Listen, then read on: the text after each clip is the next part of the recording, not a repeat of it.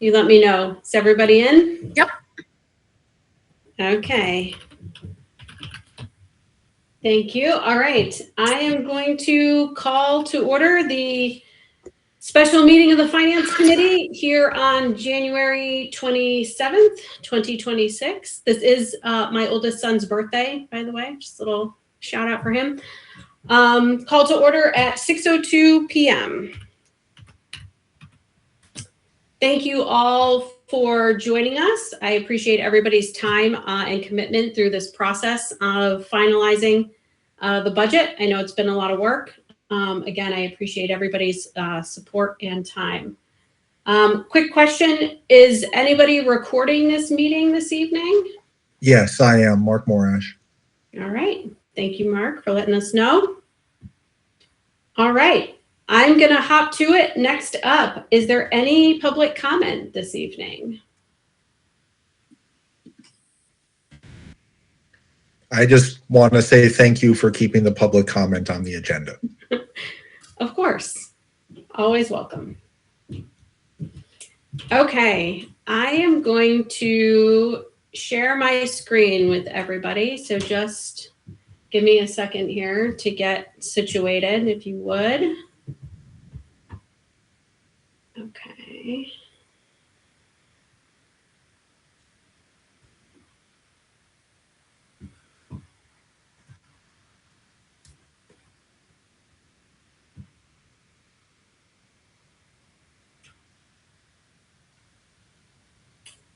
All right. Let me know when folks can see. Everybody can see, right? Yes. Yes, we can. Okay. So real quick, this is just a little agenda for the flow of tonight's call. So I wanted to start with Nikki, who, thank you so much for joining this evening, Nikki, and for putting together all the information that you did. I know that there's probably a lot more information that we can cover in the 10 to 15 minutes in which is allotted here, but I'm hoping we could hit on some of the highlights. I know you spent time gathering answers to some of the questions that came up to last week's meeting. So I want to, of course, give you the opportunity to share that and to be heard in this process. So I will hand it to you, Nikki, if you're okay with that. I'm going to keep a little bit of a time check too. So. Thank you so much. Do I have permission to share my screen? You should be able to. I say try. I just stopped sharing, so you can likely. Otherwise, I have your presentation as well. I could pull up for you. Okay. But it's probably easier if you drive, if you can. Yep. There you go.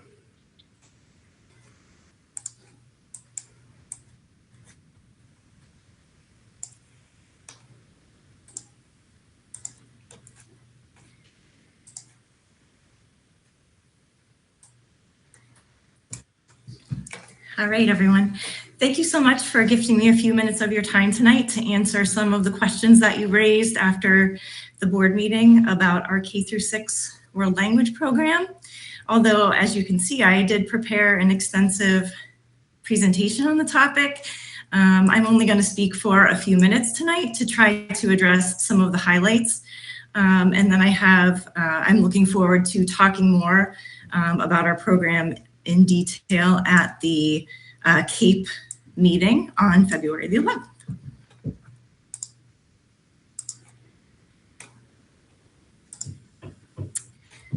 Okay, sorry. So I just wanted to start out by saying that I've always felt that our discipline of world language is really uniquely positioned to support the district's profile of the learner, especially when we are talking about communication, problem solving, and global. Since we're specifically talking about our K-6 program, I just wanted to say a few words about what the research says about why early language learning is so important.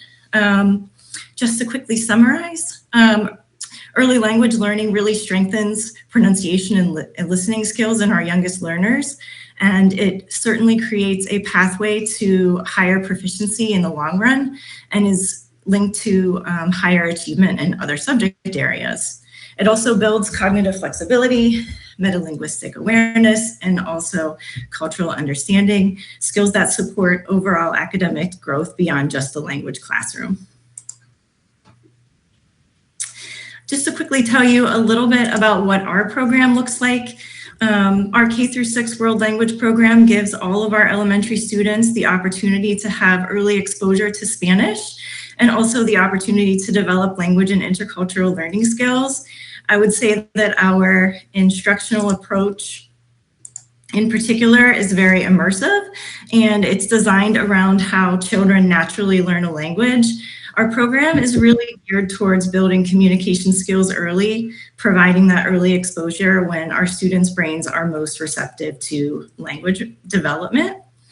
From an instructional standpoint, our K-6 classes are extremely interactive and student-centered.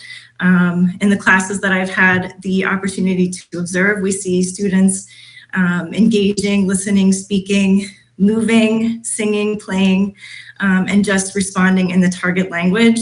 I would say that probably if students saw our language teachers speaking English outside of the classroom, they would say, "Oh my goodness, you speak English?"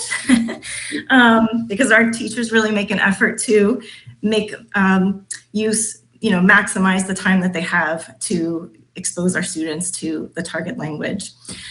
Students are regularly using Spanish to greet others, asking questions, following directions, expressing ideas, not just memorizing words. What do students gain at the elementary level? I think our program could best be classified as a performance-based program. We certainly provide consistent exposure over multiple years, which research shows is more effective than starting later. Our program really builds a strong foundation that students can carry forward up to the upper grades. Just quickly go to our schedule, because I know that people had some questions about that. So how much world language learning do students receive in our K-6 program? Our K-5 World Language program is delivered on a rotating schedule as a special, with students receiving Spanish once every 6 days for 45 minutes. In grade 6, our students received increased world language exposure through a semester-long Spanish UNAH course meeting on an AB schedule for 44 minutes and a Spanish push-in model on an AB schedule for 23 minutes. These models are designed to really help students build language foundations and strengthen intercultural competence as they transition to daily world language instruction into grades 7 and 8. Okay, so I'm just going to skip down to the end since I'm running out of time. As you can see, I did prepare quite a bit. And I do encourage the board, and this was sent to the whole board, Nikki, so I think all of us will certainly take more time to read through this and ideally join the further discussion that's planned at the CAPE meeting to go through all this information. So absolutely. One of the questions that was proposed by the board is, and again, I will talk more extensively at the CAPE meeting about this, but what is our vision for moving forward with our program? Yeah. I would say instructionally, our program is very strong. I think that an area for opportunity and growth is the curriculum, and really to strengthen our curriculum, our K-12, not just our K-6 curriculum, enhancing it and aligning it to make sure that the learning goals are clearly aligned across the grades, that are proficiency based and connected to our district priorities.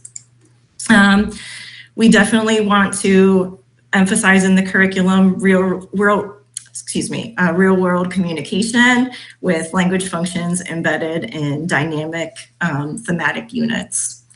We definitely want to consider for our K-6 program best practices when we're talking about elementary world language program designs. And this is just, briefly the process, which again, I'll talk more about at CAPE, but ongoing curriculum auditing, review, and alignment to ensure that our students experience a coherent and high quality program that builds language and intercultural skills over their language career at Brookfield.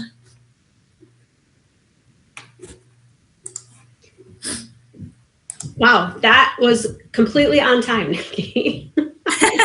Thank you. I have so much more to say, but again, I know that you have other things, but I just wanted to, I built a lot more things into the presentation based on some of the questions that were asked. And if anybody has questions, I'm happy to talk about them, or we could talk about it more at CAPE. Yeah, I mean, I think the only question I have, which I mean, maybe Deb can help answer, is, what we have now, like the program that we're seeing now, kindergarten or pre-K, to grade 6, is not the program that my kids had when it came to district, right? So I tried to do some digging. I went back that we had, a Glastonbury director of foreign language come in 2012, right? This program was rolled out, and it was, one of 10 schools in the state that had it, right? But it was a very different program. And so I just don't know how it went from what it was to what it is now. And I only know just based on asking parents of kids in elementary school. So I know Mickey Durkin, was our Spanish teacher at that point, and really instrumental in bringing it here. And then just doing some research, it looked like in 2016, they were going to cut it. K to 2 and then reduce it in 5 and 6. I guess I just don't understand how it went from being a push in to now a special every 6 days. So I can look more into the history of how the program evolved prior to the CAPE meeting, but I imagine it has to do with, merging of the 3 schools together and making the program a special. Hey, Nikki, if I may. Yes. And I think, Nikki does have some slides in terms of what FLES programs look like and what, the program did look like, right? Now, certainly Nikki wasn't here in 2000. Right. No. Yeah. My husband actually teaches in Glastonbury, and I know Rita Oleksak, who probably came to talk about FLES, and many friends who teach in that program. So I am very familiar with their approach and how they've done it. I do believe they have a lot more teachers for the program, but even in speaking with Dave, I was talking about like how you had asked the question about reinvesting, whether or not it would be possible to reinvest. And I guess we could look at creative scheduling, but and Dave can chime in at any minute. It would almost be like if we somehow reinvested or provided more language instruction, it would be to the detriment probably of other subject areas, right? Because it's a specials rotation, and as much as I love world language learning, I wouldn't position it as more important than art or music or any of the other specials that are so important for our children's development. But I absolutely heard what you were saying about the program in terms of taking a look at the curriculum. I think instructionally, we're extremely strong, at least from what I'm seeing in the short few months that I'm here. But absolutely, I think there are many opportunities for taking a look at the curriculum and taking a critical look at it and enhancing it for sure. Joy, I see your hand up. Yes, hi, Nikki, I know you have to go. Thank you. I really do appreciate all the time and effort you put into your presentation. It's really well done. I appreciate that. And you don't have to answer this right now, but if you can, as a follow-up, and I know you mentioned that, our program is based on performance, performance-based program. If you could provide like curriculum apps, that's really important because you said, it's really like a high-class instructional program. If you could provide curriculum apps and also data to support, because although it's performance-based, we still have to have data to drive our instruction, right? Because we're using this for instructional time. So that's really critical information that I'm looking for. Not to dismiss anything that you provided in the presentation. It was great. It was a great presentation. It has a lot of good information. but those are just two really, really critical parts that we're missing, I feel like, from this. So, that's something I would appreciate moving forward. Yeah, absolutely. That's something that I can look into. Are you asking for a current curriculum map, or in terms of like vision, in terms of where we would be going for the future? Well, a current curriculum map would be very helpful. Oh yeah, we have that already. Yeah, so that would be an important part of the presentation, and also your vision for it moving forward as far as curriculum. Absolutely. Thank you. And I think my question may kind of be related to what Joy's asking. I'm curious how we measure, what the students are learning, right, year over year, kindergarten versus first versus second. I don't know what kind of the metrics, right? I'm assuming it's not kind of a quiz and test scenario, right, like regular classes. So just out of curiosity, and maybe that could be included during the CAPE presentation or as a follow-up. Yeah, we've actually talked about integrated performance assessments, which some districts are using. We also have to think about how much time it takes to assess students using those measures. And then do you really want to take, out of the 33 meets that you have with students, 4 sessions to test them? But I definitely think including some sort of summative test, or maybe even at the beginning of 6th grade, or just incrementally is definitely something that we have to consider for sure. Okay, yeah, that's kind of my thought. Yeah, and that's just an important conversation to have with everybody on the call and all the stakeholders. If we're considering not, I don't like to use the word testing, but assessing whether the instruction that we're delivering is useful and worthwhile, then that's a really big conversation we need to have. Like, I understand that they're in their seats for this only a certain amount of time, but this is also critical instructional time, and in some grades at the expense of social studies. Mhm. So that's important to consider. Absolutely. I definitely think an assessment plan for accountability is something that we should consider, and taking a look at how we're currently doing it and how we can improve upon that process. No, I appreciate, everything you put into that slideshow. I mean, it's a ton of information. I also would like a follow-up, how our 6th graders are doing in social studies too, because they are missing, 22 minutes every other day in social studies. So I know that we were struggling with that in 2016. Has that gotten better?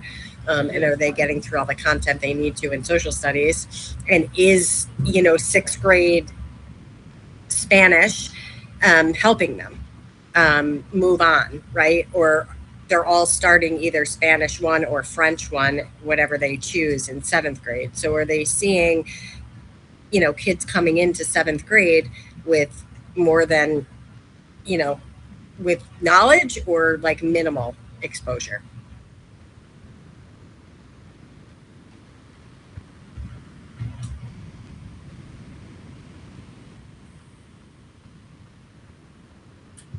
Okay. Joy, your hand is still up, but I don't know if that's if you have a question or just a leftover. There we go. Sorry, I'll lower it. That's okay. Just checking. Okay.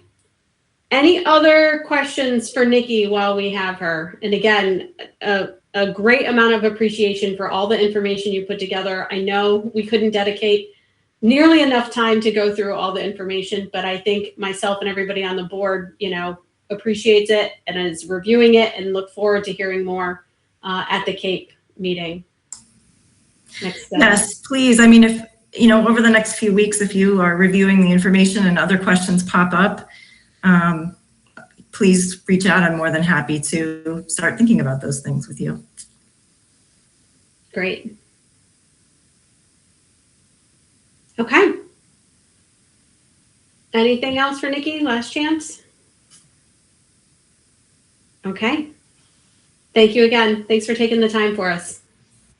Thank you, everyone. I'll see you on the 11th. Thanks. Great. All right. Everyone can see my screen again, right? Yep. I'm not used to this screen sharing in Google. I apologize. More in Teams.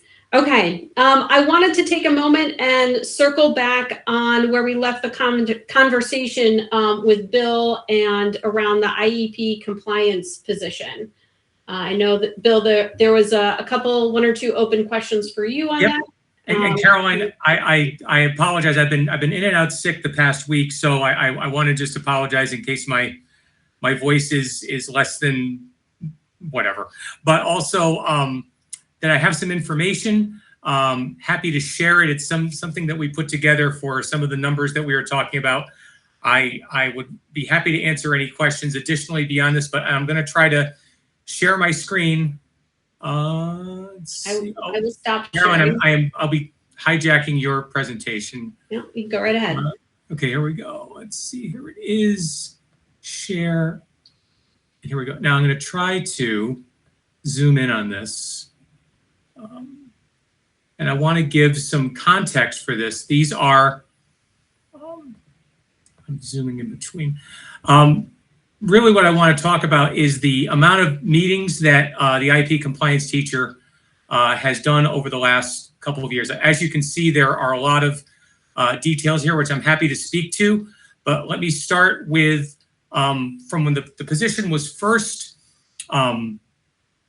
presented in 23-24. By mid-year, the teacher had done 45 PPTs, and for the year, 103. In 24-25, by mid-year, they were 103 as the administrative designee, chairing the PPTs, and by the end of last year, 227. This year, for the mid-year, we're looking at 115. But what I'd like you to take a look at as I scroll through, and please slow me down if I move too fast. The 24-25 meetings, that's how many we had in district, which were 883. Hey, Bill. We're seeing I'm not seeing a numbers. sheet that says original job I'm sorry. description. So All just right, I'm letting you trying know. to scroll. And Bill, on the upper left corner-ish where it says 100%, if you drop down on that and make it like 150, it'll enlarge the document so we can read it. Okay.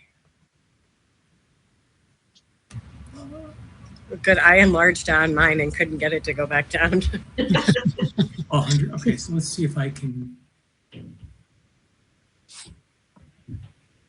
All right. See, that won't let me. I'm trying to scroll from what I'm presenting, That's a little better. and that's not moving. Yeah, if you go into your document, go into your document, get out of the Zoom window and go into the actual document and manipulate it in there. We should be able to see how you're moving it. Does that make sense? Yep. What are we seeing now? It's not. All right, let me try it. Let me try a different way. I'm going to stop sharing for a second. And I did.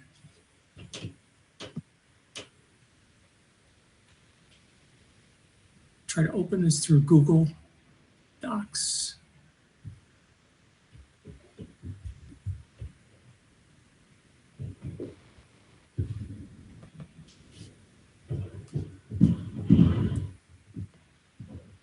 Let's try sharing this screen and see.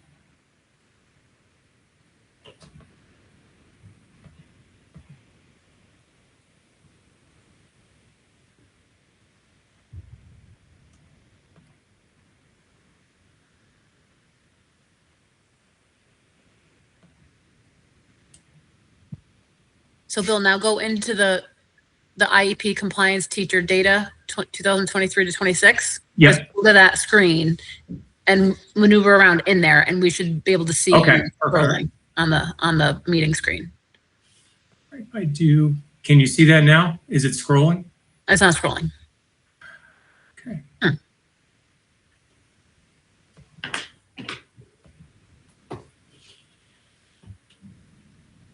Not sure why it's. Do you want to let me? I have it up. Yeah, Dean, would you please? Because then I can speak to it. I apologize. That's okay. Teamwork makes the dream work. So. Now watch, I won't be able to do it. How do I? I'm going to stop sharing, Dean, so that. Yeah. Thank you, Dean. Alrighty. So now I got to find out how I'll share my screen. I'm not going to raise my hand, share screen. I want to go to this. See if that works. That's it. Yep. So there we go. Okay. Now we're seeing what you're talking about, Bill. yeah. So this is just a history, and obviously I'm going to share the document with all of you for the narrative piece too. But in terms of the total PPTs for last year, and as I was saying, to explain that, every student who has an IEP has an annual. However, there are also referrals. There are program review PPTs. So there may be more PPTs than there are students in some cases when you're revising. So the total for last year at the high school was 204. At Wisconsin, it was 189. At CLES, it was 425. And our out of districts were 59. And again, that doesn't mean that there were 59 students out of district. That means that those students that were out of district had 59 total PPTs. Okay. In terms of who's chairing them, you can see that the secondary supervisor did 268 of them. The BHS, AP, or P, or principal were doing 39. Wisconsin, dean or the assistant principal did 2. The elementary supervisor did 2, and the IEP compliance teacher did 227. So again, I know we had a frank and collaborative conversation last week. This is just my effort to show that the impact of the IEP compliance teacher on the number of PPTs that are chaired, and how that would impact if that position were not there, and how we would have to split that up amongst others. And I'm not saying that we should not eliminate the position or keep the position. These are just numbers I wanted to share. And in these numbers, so I have to make it bigger because I can't see it now. But so the 227 PPTs that the IEP compliance person ran, there was no AP in it. There was no. She was the administrative designee, which can be part of the PPT process. No, I mean I understand that, right? But I think my question is, of those 220 whatever PPTs that she was in, was there a supervisor there with her? Was there a director there with her? Was there an assistant principal there with her? In some cases, yes. I'd have to get more detailed information for that for you. But it really is her chairing those in place of a supervisor or an assistant principal or a principal because of the overflow of PPTs. Okay. Yeah. No, and I understand that. I'm not. Yeah, I think I'm not being argumentative. I'm just. I think my concern is the decision-making power, right? So, as a parent of a child with an IEP, I would not be comfortable going into a PPT without somebody who could make a decision. I mean, that's me, so I can only speak for me personally. So, well, I can also speak to, in many of these cases, these are not the cases where there might be funds or money or evaluations or outplacement decisions being made. These are, by and large, standard annuals. And also, I would vouch for Leanne's expertise in terms of both CT SEDS and in terms of how PPTs flow and what the requirements are in each PPT. Dean, could you scroll down for a second just to...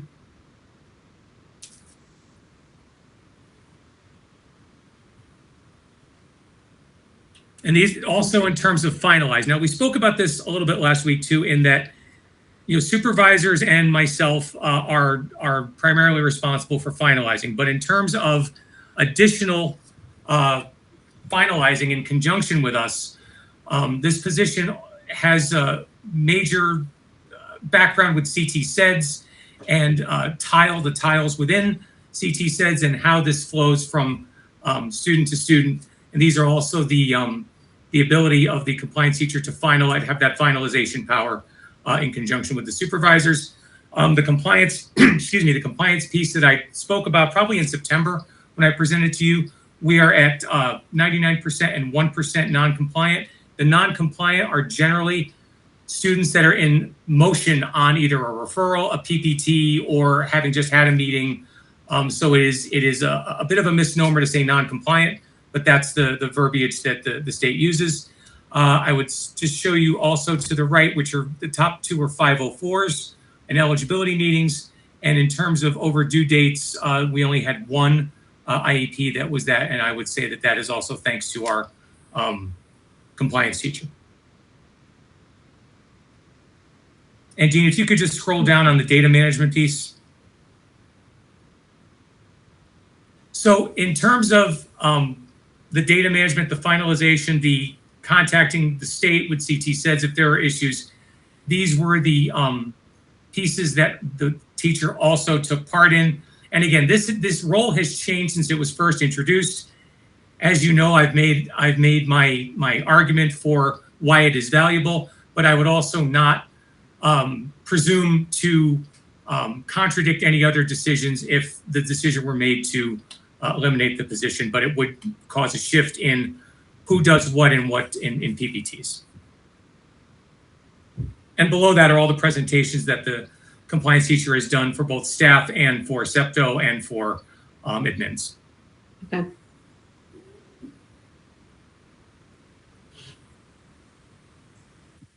Anything else? Those are professional developments that they've done, Bill, you said? Yeah, so Rob, at one point we had Leanne present to a special ed PTO on just CT SEDS and you know, parental, like kind of helping to navigate through it. She's created a reference guide. Now, again, CT SEDS at the state level has lots of documents and help desks and videos and all of that, but to help us customize it for questions and concerns that have come up among our team, she's created a checklist.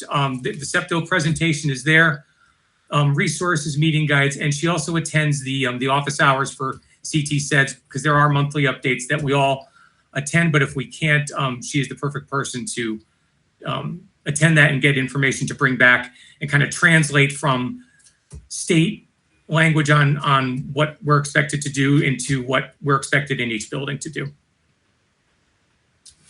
Thank you, sir. Thank you, sir. Appreciate it. Bill, and my only other question, so what constitutes being, you know, the administrative designee? Like, did they have to have like certain credentials? Like, how does that work? No, I mean, in some districts, it could be a school psychologist. It's someone who is designated by the director or the supervisor to chair the PPT.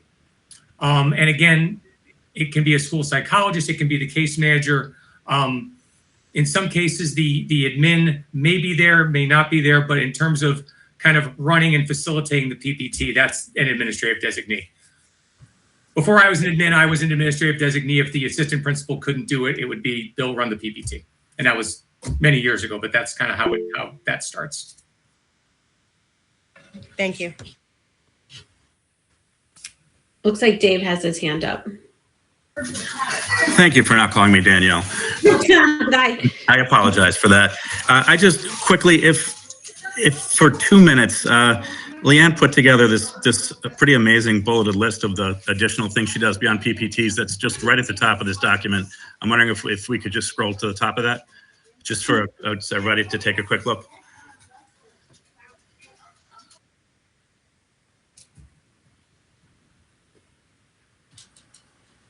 And this role has been in district, is this the third school year? Before I got here, Caroline, so I got here in 23, 24. And I believe it was, and folks that were on the board then maybe can speak to it, 22, 23, maybe in the spring? Yeah, I mean, and it was. I think it was something like that because it was a new role even as I came in, so. And I believe it was originally funded through ARP ESSER grants or something like that, some additional grant funding through COVID that we had. Okay, but that's no longer funding it, correct? It's funded in IDEA, Macy, correct? Yeah, it's funded through the IDEA grant. Yeah, okay. But, you know, we can fund other positions through the IDEA grant as well. Okay. But yeah, it's essentially rolled into what would be our operating budget. Okay. Bill, is there, after this, can you just send this to us so we have Yeah, absolutely. And like I said, I mean, we're only asking the questions, right? Because this position keeps being brought, to the board constantly.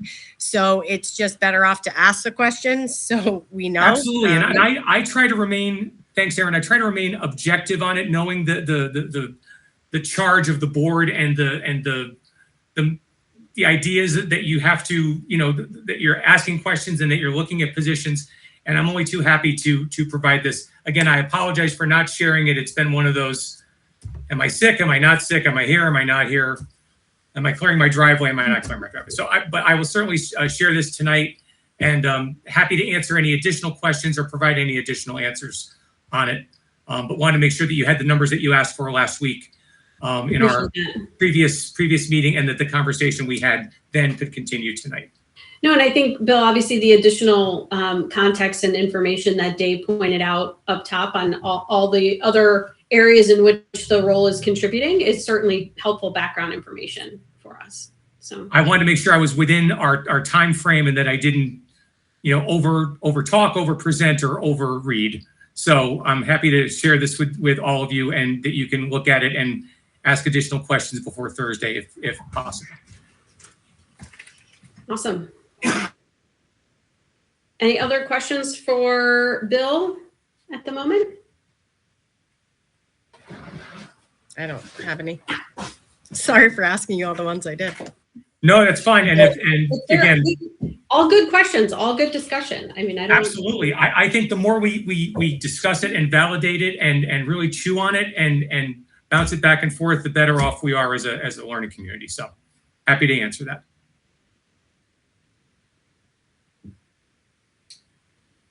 Okay, so I am going to go back to presenting. Okay. All right, I want to talk just a moment and address the budget Q&A doc. I know first I wanted to really thank, Aaron and Joy for the plethora of questions within that document. I did read through the entire thing and all the answers over the weekend. So it was really helpful for me to get more context and background information on items. I did want to share, I pulled some of the more strategic questions out, some of the ones that go deeper into, the how and the why we do things, into a section in the bottom, Aaron and Joy, because I think those are ones where we need follow-up meetings as a board and potentially with the new super and things along those lines, to talk more of the strategy and stuff, ones that are less line item related. Does that make sense? Yeah, I mean, there's a lot in there. There was a lot, yeah. And a lot of it, I think a vast majority, Casey, you were able to provide feedback and answers, certainly for every one of the line item questions. Yes. Yeah, I wasn't there yesterday. Anything that I hadn't gotten to previously on the, the asking for an accounting of everything that goes into certain budget accounts, that's all been added in there.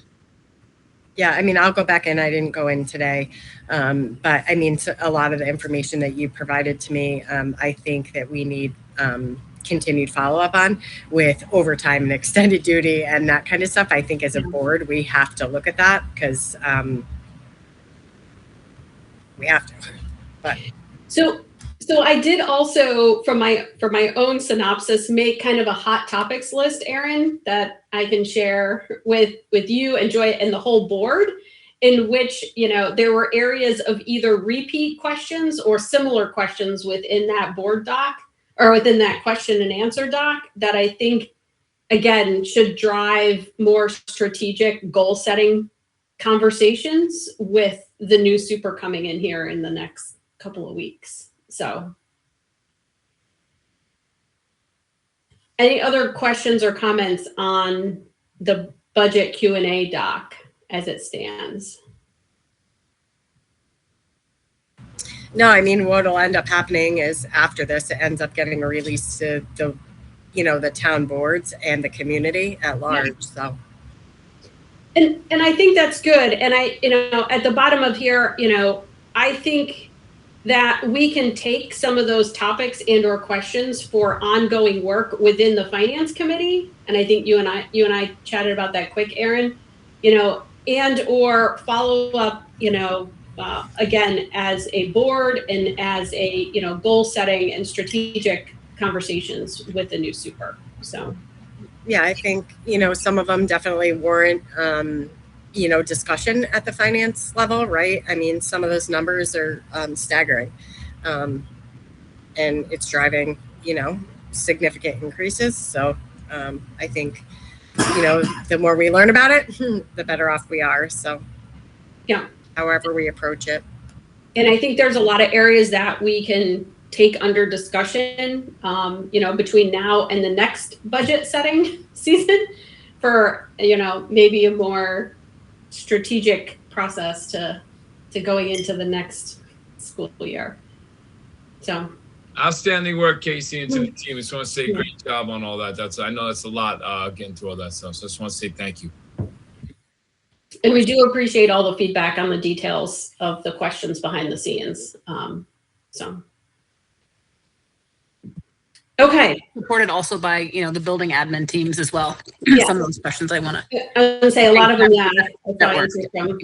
Thank you. From the building leads too. So thank you to everybody who helped bring that together.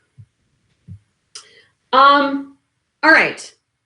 I want to jump into the budget proposal, right? So we left off last Wednesday, right, as a finance committee. We were looking at various different scenarios, right, in which the administrative team had pulled together ideas. This is where the questions about some of the specific roles have come up in discussion. And so I thought it might be worthwhile to, again, ground us a little bit in the discussion. So on the left-hand side of the screen here, this is right from the superintendent budget proposal. This was what was presented in December. This is how we got to the 6%. I do have a caveat up here, Casey, because I think with some of the known decreases, we're kind of floating at that 5.8 mark, right, on the superintendent's budget, correct? That's correct. That is correct. Yep. Okay. So from there, I broke it into these different buckets. What I'm calling, for lack of a better term, right now are kind of ongoing investments, right? And these are really, salary and benefits, although necessary, are also kind of an investment, right, in our biggest resources we have in the district. So that's why I, threw that label on there. So with just those considered, that's a 4.56 increase to the budget. And then we have this bucket of cost of doing business, which are these line items here to the left-hand side. That brings us up to 5.48.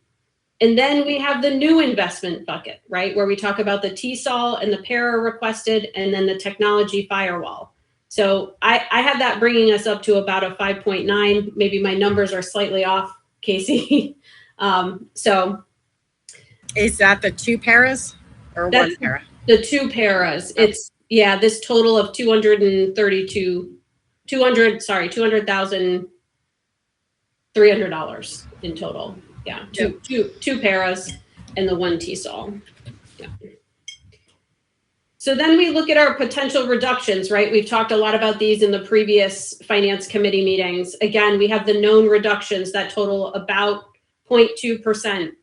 I have this bucket of other reductions, right? We've talked a lot about those. I didn't put the line item detail in here, but Casey, that's what you've done with your administrative team and the building leads to come up with other areas of opportunities.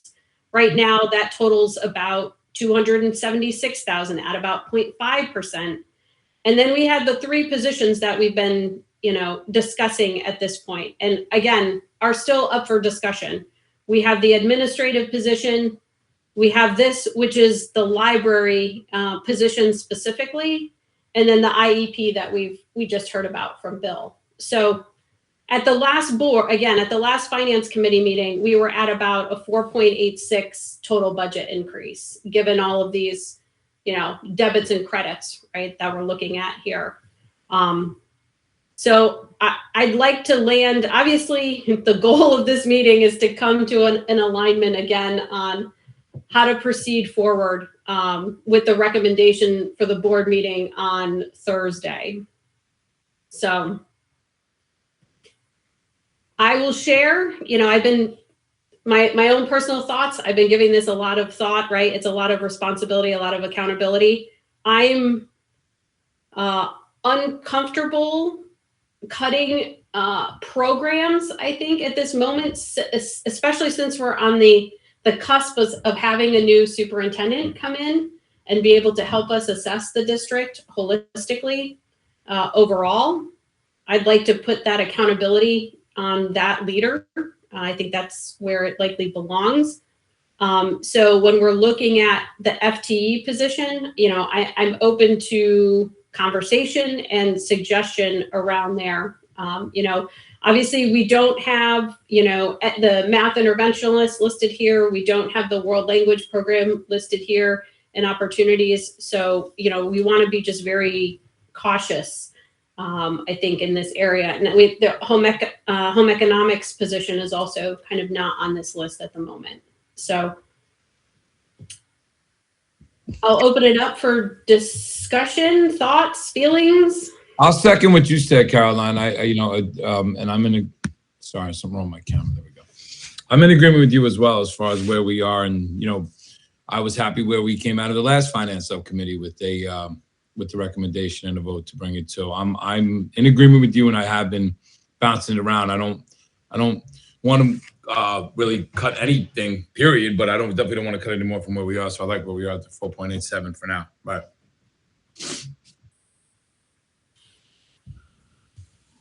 Caroline, this is Wendy. Yes. Hi, just my 2 cents. I agree with, I think with what Rob said, especially for the retaining the compliance position and the BHS library staff. I think if that puts us at 487, like I had felt that I wanted to stick with what the initial now 5.8 recommendation from somebody with like a more global view, right, as the superintendent. But I've given this a lot of thought, and I can get behind this 487. Okay, thank you, Wendy. Aaron?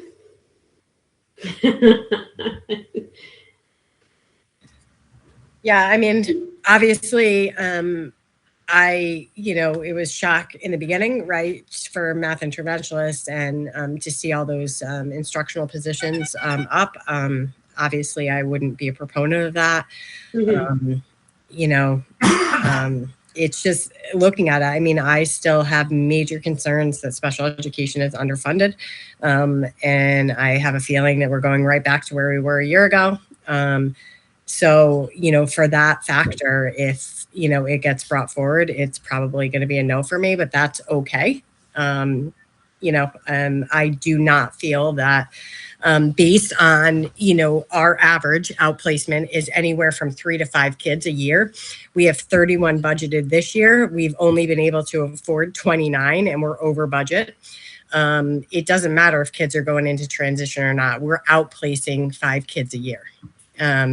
Hopefully we don't, right? The ideal would be none. But, the only indicator is, what we've done in the past. So for that reason, if special education stays at $129,000, it's a no for me. So I just want to clarify that. So in my mind, we have 2 options, right? We have this option that we've been talking through, and then we have the original superintendent option. And it sounds like both of those would be a no for you, Aaron, because they both have the same. I just want to make sure I'm interpreting your concern. Okay. Yeah, I mean, it just, we see this completely underfunded all the time. I have a really hard time as a finance member and sitting on this Board of Education that we have more of an increase in legal than we do in investment in, you know, our kids going out, and we know it's going to explode. So, you know, for that reason, and like I said, I mean, I question the check register probably ad nauseum. Poor Casey's like, oh God, you know, with questions of it, I feel horrible. But you have to ask them to understand. Outplacements are not getting any cheaper. Actually, the ones we're doing are way more expensive year after year. You know, for that reason, I'm just not comfortable with where we're at. And I also, you know, obviously whatever the majority of the board does, I will stand behind it. But, you know, that is my concern, and it's a sticking point for me.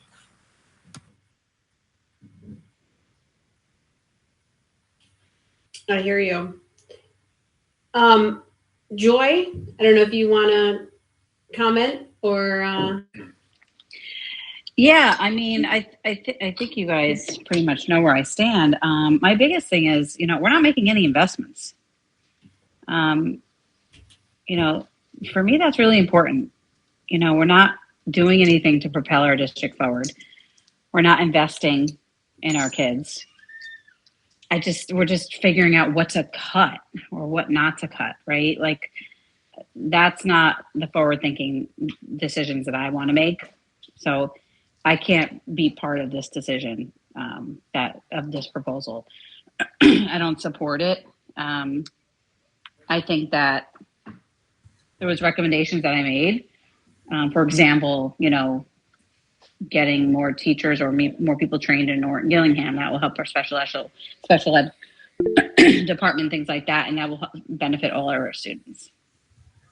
So I'm ready to have discussions about investments and looking at where we can maybe cut back to be able to make those investments, right? Like the members of the public that said, you know, many people said, you know, I'd be willing to, no problem, you know, paying this increase or a large increase if we have something to show for it. Yeah.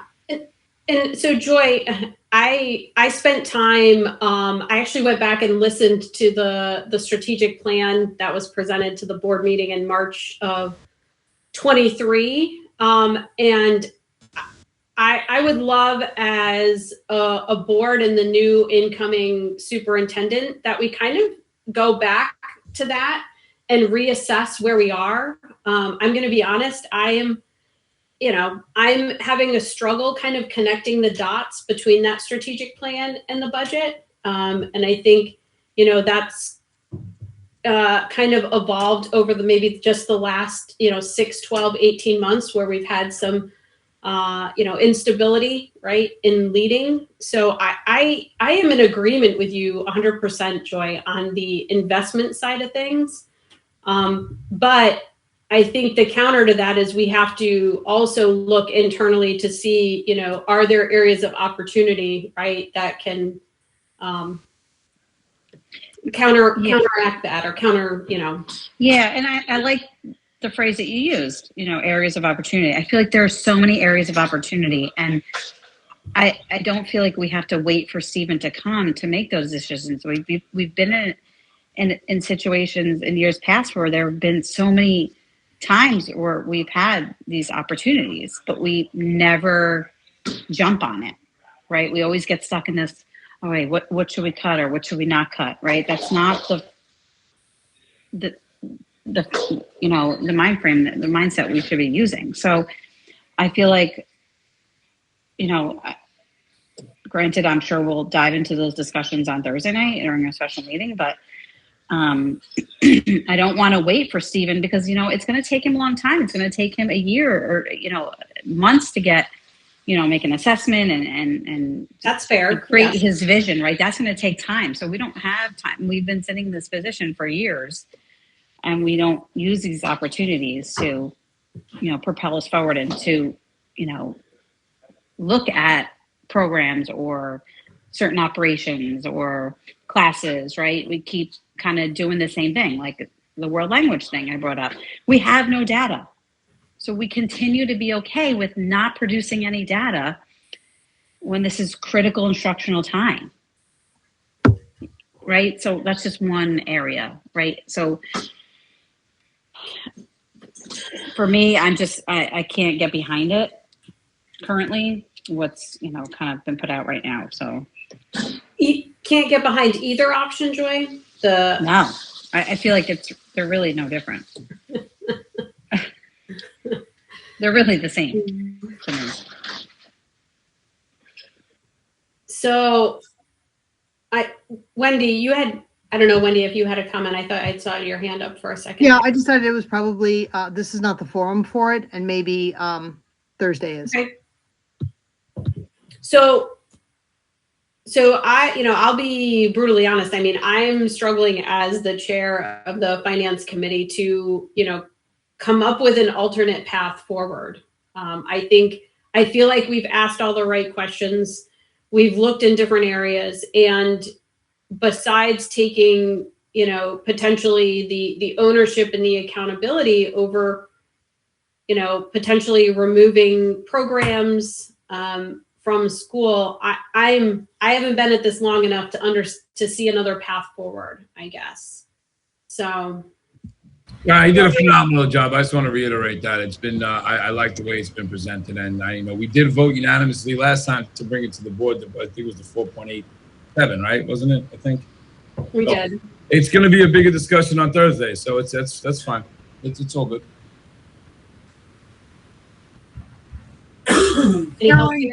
Caroline, I do want to make a bit of my point here. What I feel like we are, I feel like we are almost at war with ourselves in a way that's kind of confusing. On the one hand, it's we have to preemptively cut. When we came up with the 6%, it was like, oh, what's the finance committee going to say? We have to cut. We have to make this palatable. And there was no initial talk of, let's stretch it for new investments. I hear Joy's point. I hear the point about Orton Gillingham. I hear the point about taking a hard look at the world language program. All of those things make sense. We would love to invest in so many different dimensions for our kids and for the professionals who work in district.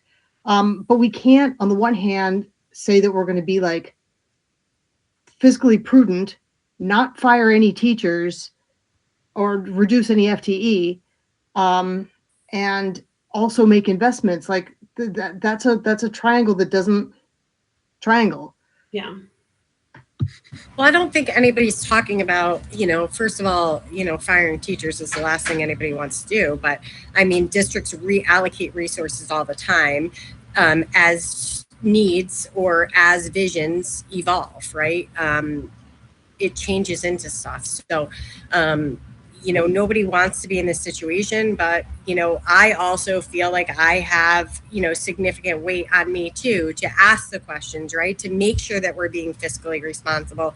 It's our job as board members to adopt and oversee and, authorize, the district's budget. I mean, it's a huge responsibility. And, although we can, we're going to present whatever we are going to present, but we need to know that we do need to be concerned what the Board of Finance, is going to say, because at the end of the day, they're the ones that are going to determine what cuts we need to make. So I think that we need to continue to, forge a positive relationship and work with that board because they're an integral part of what we're going to be able to accomplish, in this budget and the years to come. I mean, we know that we have to invest in different programming, right? It's going to cost money. We need them on our side. Mm-hmm. So I think it's really important that, we are really thoughtful about what we're bringing forward.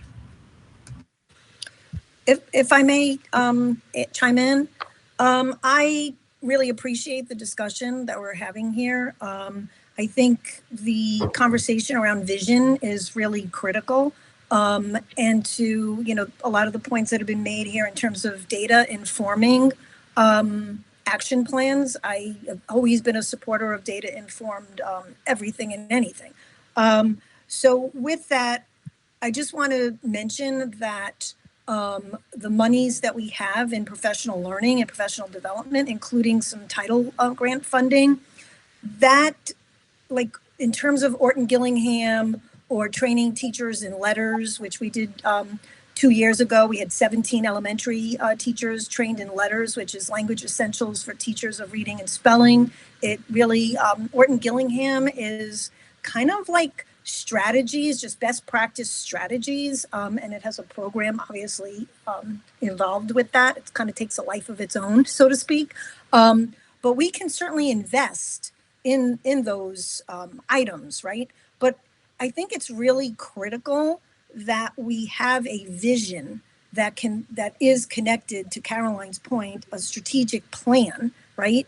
And then have an action plan as to how do we move toward our vision, right? But we really need to have a well thought out plan and use our data to inform what that plan is going to look like, right? So I think we're kind of at the precipice, if you will, of getting there. But I just wanted to make sure that everybody understood that we still can invest and should invest, right, in professional learning to build the capacity for our educators in order to best serve and support our students. So we do have, as I said, monies in professional development.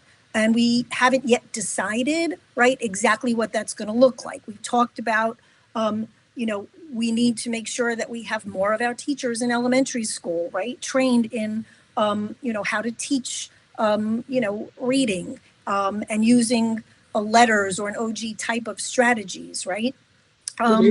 So we can still do some of that, right? And we know that that's important, and we know that doing those things will build toward our vision because we know that that's just really good practice. But then there's some things we can't just go ahead and do and invest in yet because it's kind of like putting the cart before the horse, so to speak, because we don't yet really have a well articulated vision and an action to get there. And I'm feeling pretty confident that Stephen will bring a lot of that to the district based on his past experiences. And I'm certainly looking forward to partnering with him in that great endeavor. So I just wanted to be clear that in terms of professional learning, those are things that we are discussing to build the capacity of, as Caroline said, our greatest investment, right? The 80% of where our budget is in people. And continuing to develop those people in order for us to really leverage the expertise and build the capacity with those folks in order to best serve our kids. So I hear everything that you're all saying, and I really do appreciate the conversation. Thank you, Deb. Joy, go ahead. Deb, I'm glad you brought that up because the letters training is another huge one. I know that we had, I think you said 14 teachers trained, but I know a lot of teachers have left that were trained, which is really unfortunate. Yep. And that's something that would benefit, right, all classroom teachers. Those are perfect tier 1 interventions that can work in the classroom. Exactly, so, Joy. And do we have any PD allocated to provide that?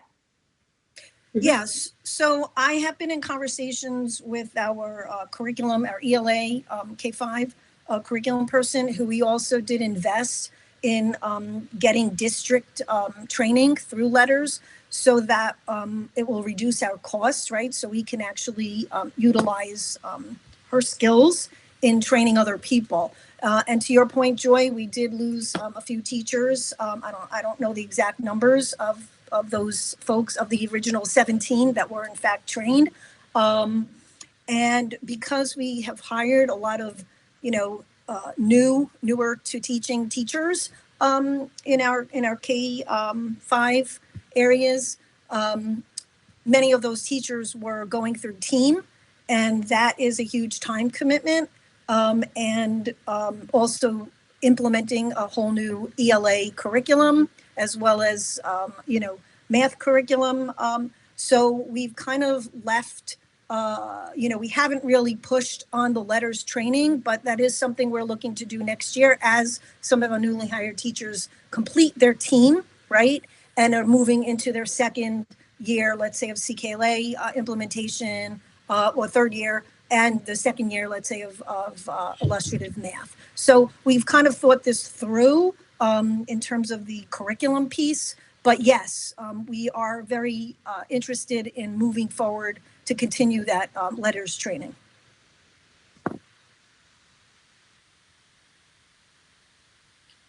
Great. Again, thank you, Deb, for sharing that background information. That is helpful.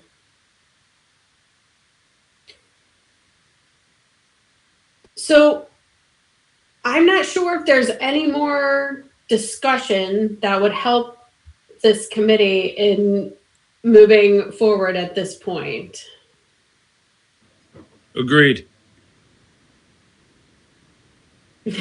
Or I envision us, talking about these two opportunities. And I also agree with you, Joy, right? We have this great opportunity, right? We have a new leader starting in district, but we also can't wait, 6, 12, 18 months to make some of these fundamental changes. So I think there are areas that we can poke and prod, as soon as Stephen comes on board, to prioritize those areas in which, the administration has said there's opportunities, or areas in which, members of the board have observed opportunity, right? And prioritize that, because it will, to your point, take a bit, to assess the district as a whole, right?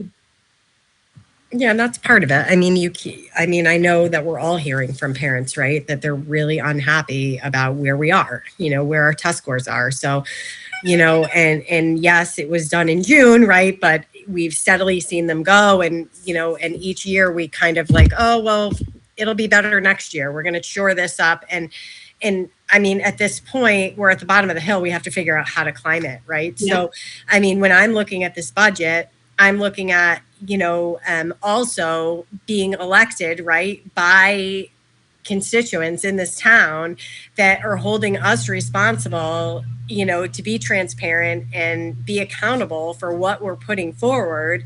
And I just have a really hard time looking at this amount of money and knowing if we're doing everything we can to efficiently improve student performance, right? That's at the end of it, that's key.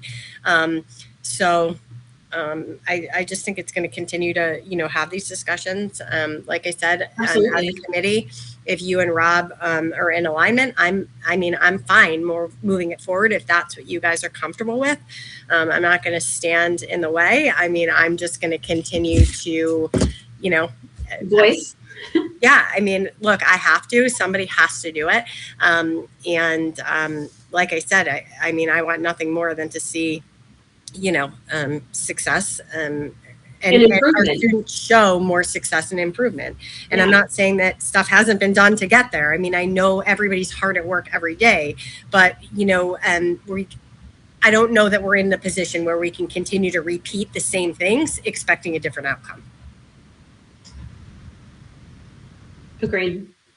Can I just chime in very, very briefly, Caroline? And Casey. Thank you. And I just want to reiterate what you said a couple comments ago, Aaron, which I think is really, really important, which is that, school districts reallocate their funds all the time, right? Based on changing needs. And this is the best laid plan today for what hasn't, even contemplated happening, 8 months, a year from now. And so I just want to provide reassurance, and maybe there's like a very interim, because the reality is there are so many goals and so many objectives and ways that you as a board and this whole district wants to move forward and see improvements.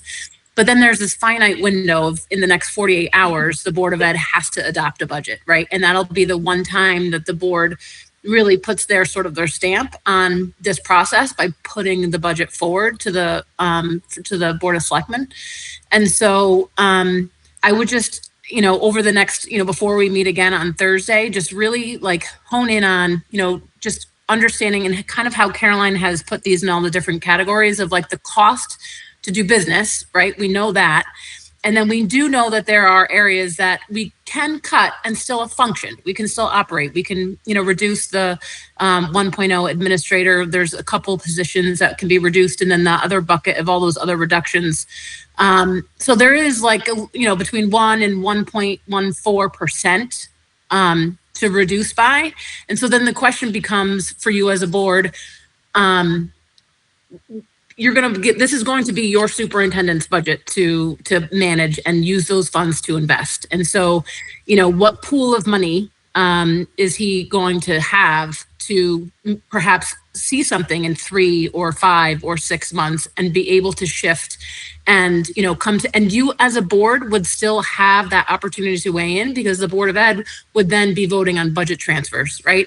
There would be a request to the board that, listen, we initially had planned on using these funds for, $25,000 of summer curriculum writing. Instead, we would like to take that and use it for this instead, so and the board would have to approve all those budget transfers. So I don't want you to feel like you won't have that opportunity also to put your sort of goals and desires from the community, right? Because you represent the community, into the process, even after the budget is passed. It's just how much, given the constraints of how much it costs just in our ongoing investments, like you said, and the cost of doing business, what does that number look like? So. Mm-hmm. No, that's a great point, because there may be adjustments prior to the start of next year's school year, right? We don't know that right now. So, all right. Anything else from folks on the phone?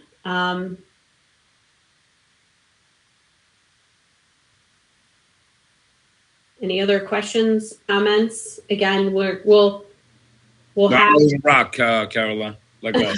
we'll have, I anticipate more discussion at the board meeting on Thursday. I'm confident we can hopefully find a path forward for this next budget year. I think, the budget year after this may look quite different, right? And hopefully encompass a lot more areas of new investment, right, for the district.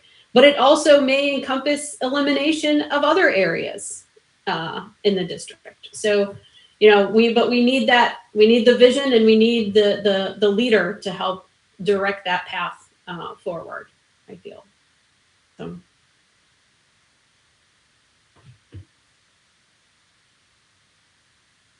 All right. Any other closing comments, questions before we close for tonight? Yeah, stay warm because it's freezing out, and stay warm. I'll see everyone on Thursday. All right. Sorry, I was going to say one last thing. Another huge thing is, HR. I think we need to invest in strengthening that. I mean, that is a targeted number one area of weakness, and that's nothing that we've even put on the table, and that's just beyond my scope of understanding. So, that's definitely something that, I'm bring up on Thursday. Yeah, I think that, it's something that I brought up a couple times, right? Because, we are struggling there. We put so much of it on our assistant superintendent, who could be doing, definitely other things. So, my suggestion or I was asking, is there any way to allocate resources, right, with the town, like we did, we have Eric working between the two, is there a way to merge HR with the town, and, get some more manpower. In the HR department. We used to have a supervisor and then someone under them. I don't know, those cuts were made, but that's a department that you need fully functioning. For talent management, I 100% agree. I think, again, that certainly is a bigger strategic conversation, especially if, it's in an ideal state, we approach the town, right, for a potential shared resource in that area. So like I said, I kind of put together a hot topic list. I can share that with folks on the board, just in my takeaways from the budget doc. So I think this is another area that, you know, we need the support in helping manage our largest pool of assets, right? Which is our human assets, you know, and again, makes up 80% of our budget between salary and benefits for that. Yeah. And then my only other question, this slide that's up now, and it's, I know that you made it. So this known reductions, or we know these other reductions, those were what they've already brought to us. Yes. Yeah. Okay. That was from the different scenarios. Yeah. Yeah. You know, and some of that concerned me too, right? We're cutting PD. What are we cutting from PD? What are we not giving our teachers, you know, to reduce that? So, you know, and I know as a comeback, I'm like, what furniture are we cutting? So in those resources, right, that we can save that money, which I can't, I'm like totally blind. Oh, it's not on this one, but you know, like the ones that we had and were given, I was like, where are we making these cuts? Like, what are we cutting from PD? What field trips are we cutting? What, you know, furniture are we not getting? So I think it's important to know what those cuts are to even know. Erin, I'm sorry. I thought I did answer that, and I apologize if I didn't. But I thought I did answer that at the last committee meeting. In terms of the curriculum writing is across the board. So that happens at all 3 buildings, and it's all the summer curriculum writing across, you know, math, ELA, you know, science, social studies. So we cut it from all 3 buildings. Everything that they were putting in, the curriculum writing was reduced. Yeah, so I mean, at that point, like, is our curriculum where it needs to be? So, or are we not going to, you know, like, that's the question, right? So yeah, we can cut it, but is it where it needs to be? Has there been enough work on it? So I would say from the administration standpoint, the answer is no, we do need that money, right? That's why it was in the superintendent's recommended budget. We do recommend that we invest in all these areas, but we can operate without those funds, you know, next year. The furniture, it was the same thing. It was like, it was cut out of all 3 buildings. So there's like replacement desks in all 3 buildings. There was some conference table. And I think if you didn't look in the budget Q&A doc, it is outlined in that question there about more specifics. But so things like that, if they were investments in all 3 schools, if we were going to reduce furniture, we reduced it, you know, whole scale. The field trips were cut in half. Can't tell you exactly which field trips wouldn't be funded. You do have a list of all the field trips that were requested. And so just know that the funding of that has been cut in half. So if all those field trips are going to happen, there would have to be, you know, ways of, you know, parents funding it or things like that. I mean, I don't know a field trip my kids have ever gone on that I didn't pay for. So, I mean, I just don't know what field trips we're funding. Yeah, it's all linked in the budget Q&A doc. Yep. Yep. I hope that answered some of the specific stuff about what's being cut. I think we'll probably take some time, you know, between today and our regroup on Thursday to look back into the Q&A doc. I know you have added a lot into that, Casey, the last couple of days, a lot of links to account details and more information and all the new questions coming in. So, Casey, the only other thing that I would ask is, I know that we had spoke about it, you know, that if we get to a point where we have to reduce, and this is like worst case scenario, if it goes and it gets cut back even further and we're having these conversations again, you know, a month or 2 down the road, that we have WMS, you know, clubs and stuff. But I think, as to your point, if we're going to take it from one school, I think that we need to look at all schools in clubs that may be running that only have a few kids in it, right? I'm not talking about sports and sweeping anything from any school, but I think that we we need to be cognizant that if we're looking at, just WMS, there are some things that we probably should continue to fund, like track and field. They can't do it somewhere else. Field hockey, they can't do it somewhere else. Your unified sports, those children don't have an opportunity anywhere else to participate. So I think that there is worthwhile to look at some of those programs. But are there programs running at the high school that has low enrollment? Are there programs running at CLES with low enrollment that the district is funding? And, have those conversations, because we can't just hit one population. I'm hoping we don't have to do it at all, but. Erin, yep. Yeah, and for now, that's not included in any of our scenarios. No, we don't want it to be, right? Yeah. But we do need to be prepared. And I think, when it did go out and there were community members on here and they saw like Wisconsin, well, we're just going to take everything from Wisconsin, right? And I think that we, as a board, we need to, it needs to be equalized. Yeah, I mean, we need equity.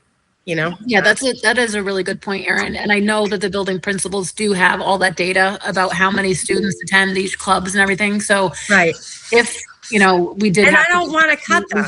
Yeah, of course. And yeah. No. Hey, Casey, can I say something? Just so you know, Erin, we did have a conversation about that, and that there would be ones. I appreciate what you said. It would be like, in my mind, it would be student council. We still need leadership, a yearbook. Right, things like that we is part of the culture of the school in a sense. Right. So those were already ones that we had already thought about, including track and field and hockey.